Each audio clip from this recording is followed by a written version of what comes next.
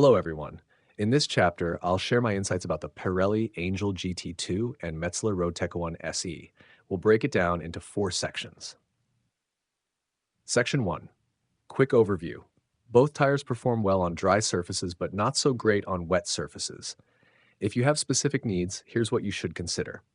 If you prefer longer lifespan and mileage, go for the Pirelli Angel GT2. If you want a more affordable option, choose the Metzeler RoadTec 01 SE. Why choose the Metzeler RoadTec 01 SE over the Metzeler RoadTec 01? The Metzeler RoadTec 01 SE is a newer model with improved grip. From what I've read about the Metzeler RoadTec 01, not many people were satisfied with it, so I opted for the Metzeler RoadTec 01 SE. Also, Metzeler has released the RoadTec 02, but it wasn't available when I bought these tires. Section 2. Dry performance on sunny, dry days, the Pirelli Angel GT2 feels nimble with excellent grip even at steep angles. The tire shape is quite pointed for a touring tire, which contributes to its agility and grip. Compared to my previous set of Continental Conti RoadTec 4, the Angel GT2 is more agile, and although the road feel is different, it's still satisfactory. Overall, I'm very pleased with its dry performance. In contrast, the Metzeler RoadTec 01 SE felt underwhelming during the first 500 kilometers, probably because it hadn't broken in yet. By around 1,000 kilometers, it felt much better. With the tire pressure set at 38 psi, the grip is excellent and the road feel is very good. It's a nimble tire with decent stability, providing strong confidence in its grip. Even when the bike wobbles, the feedback from the tires indicates they're holding the ground securely. In turns, the tire allows for very tight lines, often feeling like it's oversteering, giving riders great confidence on dry roads. In terms of agility and dry performance, I think it's only slightly behind the Pirelli Angel GT2. Both tires perform very well on dry surfaces, and I would rate them highly. Section 3. Wet performance. The Pirelli Angel GT2 performs poorly on wet surfaces. It lacks confidence in turns and feels slippery, like with some actual sliding incidents. Its overall wet performance is much worse compared to my previous Continental Conti RoadTec 4 tires. On mixed wet and dry surfaces, it feels strange with alternating grip and slip. Despite claims from the manufacturer about improved wet performance in this second-generation tire, it still falls short, making me question the performance of the previous generation.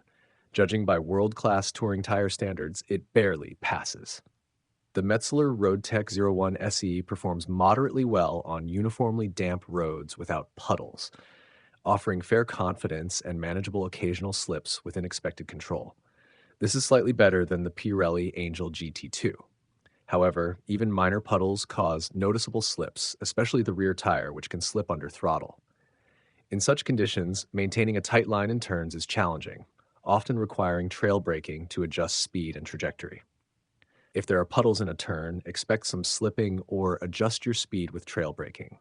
In summary, both tires show significant disparity between dry and wet performance. Neither performs well on wet surfaces, but the Metzeler RoadTec 01 SE fares slightly better than the Pirelli Angel GT2. Section 4. Overall review and mileage. Firstly, both tires have notable shortcomings. Most people choose sport touring tires considering their performance in low temperatures and wet conditions. While dry performance is equally important, wet performance shouldn't lag significantly. The Pirelli Angel GT2 and Metzeler RoadTec 01 SE represent extremes with excellent dry grip and poor wet grip. This isn't ideal for typical touring tire consumers who prefer consistent performance across conditions. These tires don't meet the expectations for their intended market, hence my mixed feelings. They aren't bad, but they don't fit their touring tire category and consumer needs well. Regarding the Pirelli Angel GT2, overall it maintains great performance over time with excellent agility and dry grip.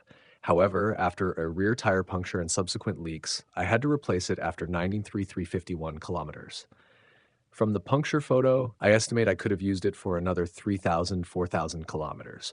Without the puncture, the tire could likely last 12,000 to 13,000 kilometers before reaching the wear indicator. Regarding the Metzeler RoadTec 01 SE, priced about 90% of top-tier brands, it's relatively cheaper. In the later stages, the tire might deform slightly, affecting the ride feel, but the grip remains good. Unusually, the front tire sides hit the wear indicator before the center, which still had about 1,000 to 2,000 kilometers left.